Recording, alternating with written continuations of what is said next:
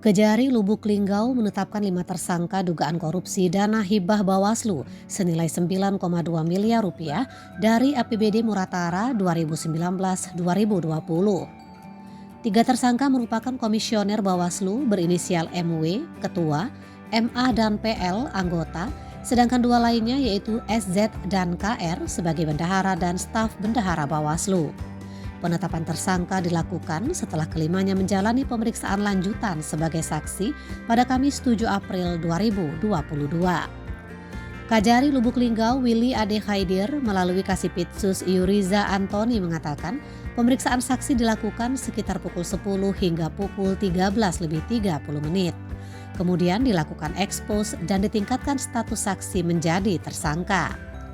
Penetapan kelimanya sebagai tersangka dilakukan karena dari hasil penyidikan dan audit BPKP ditemukan kerugian negara sebesar 2,5 miliar rupiah.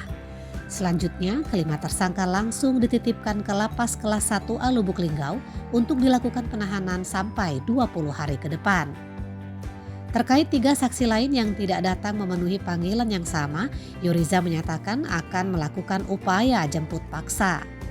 Sementara itu pantauan di lapangan pasca penetapan tersangka, ketiganya langsung digiring keluar dari gedung kejaksaan dengan menggunakan rompi merah berlogo Kejari. Para tersangka keluar dengan pengawalan dan digiring satu persatu ke mobil tahanan yang sudah menunggu di area parkir. Laporan Mariati dari Kota Lubuk Linggau.